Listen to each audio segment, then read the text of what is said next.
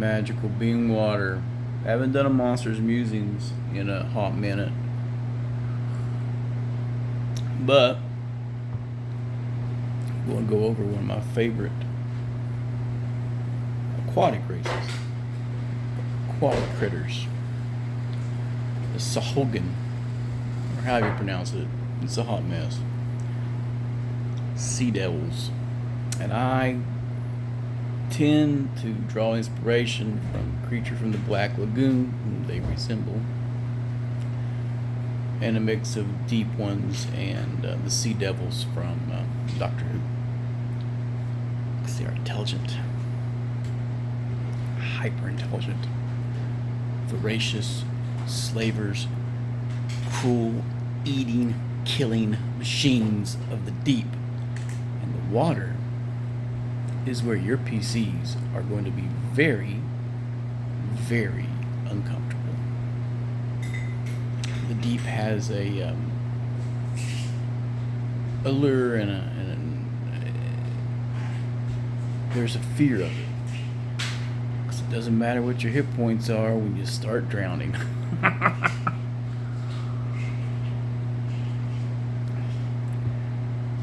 I would use them similarly in how you would use your hobgoblins. Militaristic, but more faith-oriented, because they have a strong priest class. And for every so many, there are priests or priestesses, and there'll be bunches of them. So they will have spellcasting support. So buff these guys. They use weapons, but typically prefer to use their physical attacks because they get a lot of them, and they can rake with their feet. So you talk about claw, claw, bite, feet in some editions, right? I'll have to double check them for OSC and modify it a little bit. And then you have the option of being attacked from multiple angles because they're swimming, and if your guys are wanting to be on the bottom, and your wizards are going to have firm footing to cast spells anyway. So it means when they're swimming or floating, I don't think they can cast spells. Unless they are magically able to, i.e. free action. If you got free action in water, then you can cast spells while floating. Or sinking, or whatever. Otherwise, you got to find your way to the bottom, stand on the bottom, which means you can be attacked from every direction except the bottom, which means you'll be getting attacks from the top. Because it's a 3D environment now.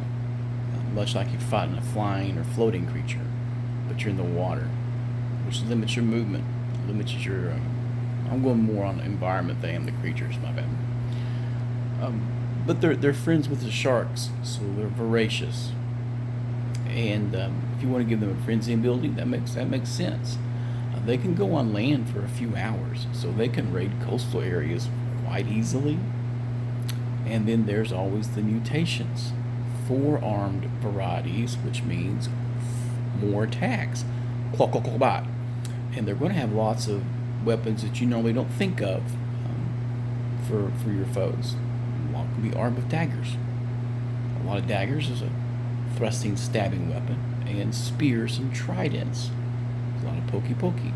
Now they don't do the underwater crossbows or spear gun type things that the elves do, because they prefer to get their hands not dirty, but bloody, and then eat you.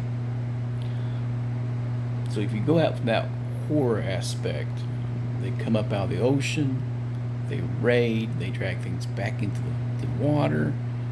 In their layers, they may have some dry caves where they can torture and keep slaves to expand their areas and then flood them.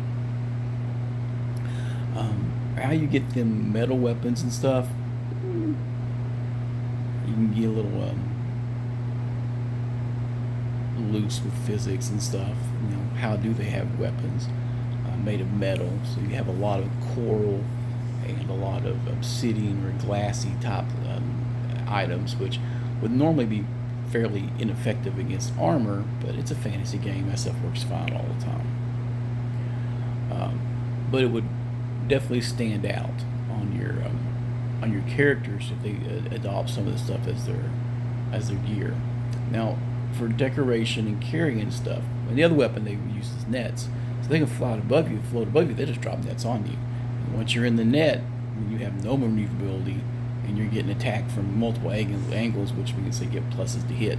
And that's when the stabby stuff can come out and just stab you to death in the net, or grab the net and start dragging you away, or hold you up for their shark buddies to eat you whole.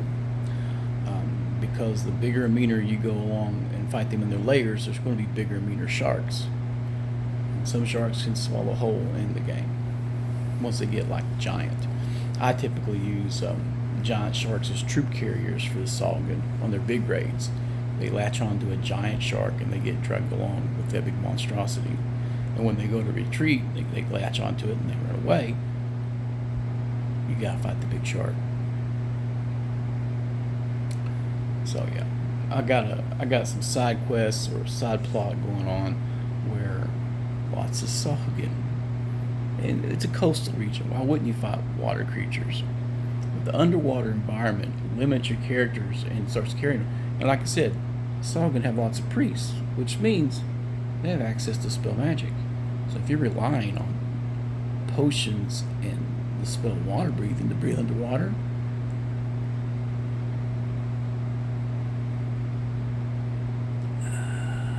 the priestess cast a spell magic. Let's make some rolls. Holy shit, everybody's drowning. Terrifying. It has a TPK in the making, with a simple spell that a lot of your characters don't even take. I have, let's just talk about some magic items, some relics I threw into my game, and why they would be so important to certain races to get back.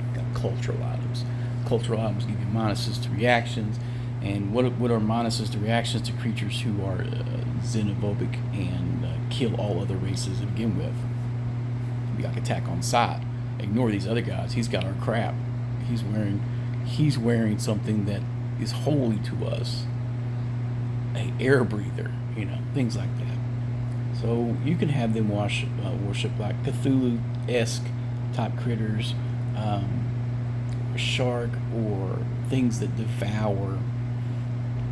I need to double check on the Greyhawk versions. I like using Greyhawk as a core and then extrapolating from there on stuff. Since they're kind of like the creature from the Black Lagoon, there's not a lot of clothing or articles, stuff like that you're going to find. So it's going to be magical weapons. Potions seem ridiculous. You'll never find potions. Their versions of scrolls might be quite different. Etched coral or shells, which would be kind of neat. And they use harnesses to hold stuff because, they're swimming. You want to keep it streamlined. And then you have your regular displays of wealth, which would be jewelry. So necklaces, armbands, rings, crowns. Those would still be there. But robes, cloaks, all the other stuff, it's not going to be an option. And since they have clerics in their civilization, in their descriptions, then they can make magic items. So you should have specifically Sahuagin type magic items, or maybe a magic item that does certain things for other people, but most stuff for the Sahuagin. Maybe that's why they want that stuff so bad. And since they're hated by pretty much all other aquatic races, it becomes quite easy to make allies to fight them. My enemy is my friend type mentality. Hope I'm not talking too low this morning. I don't know. I'm just not feeling all that exuberant. I was getting ready to make a rant about tiefling art, but I was like, I haven't really seen a good variety of it. I know they're going to go crazy with it, but we'll see. Yeah. My favorite undersea critter. And they're at the hit die range that makes them fairly formidable, strong and equal to lizard men, adversaries of lizard men actually, but saltwater and raiders. And since they're intelligent, they will do things to make things to their advantage, like doing recon, abducting creatures or people to learn information before doing their raids. And if they have allies on the shore, some crazy cultists who worship the same voracious deity or whatever, then they could have spies and stuff about. But typically, they're so xenophobic and hateful that that doesn't happen. They're literally cold-blooded. Y'all food, and slaves. So they are the supremacists of the sea, hobgoblins of the sea, and any encounter for Sahuagin should leave your character scarred and worried about going back out in the water. This group I got currently has not had a problem getting in the water, which in the past I've had entire campaigns derail. Like, no, we're not getting on the boat. We don't get on the boat. I'm not taking my plate mail off. Stuff like that. This weird stuff where there's the PC paranoid takes over and it's a game mechanic thing. Like we can wear armor now, but people don't wear their armor everywhere, right? You don't wear your flak jacket or your bulletproof vest. Actually, I know people wear bulletproof vests all the time, but you don't wear flak armor and stuff to get on the bus and go to the mall and go shopping. Typically, some people do, and they draw extra attention.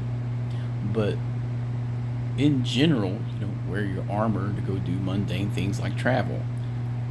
You go on a cruise, are you wearing your life preserver all the time? You know, I know that's kind of weird. But Sahuagin, you ever use them? Use them a lot. Not a lot of adventures. I got 3 printed adventures using Sahuagin that I've tied together as a loose side plot to this sandbox I got going on for Restonford, and I like it. And we'll see. We finally get around to using a module that I plan to use several times, and PCs hate it. And I've used it or played in it once in the 80s. That's it. It's never been revisited. I've tried to several times and it's never got there because players fear the water. So, done that this morning. Sea devils. Rename your creatures. I encourage people to do that a lot. This entire last session, it was the last 5 minutes of the game before they actually heard the word Sahuagin. Up until that time, they were called the Sea Devils. Yeah, do that. Keep your players off your bench. They memorize the books to people. Okay, it's a constant fight to offset the meta and get into immersion. It's rough because we got our foot in the mechanics of the game and our foot in the reinvigorate our imagination. So keep them on their toes. Later.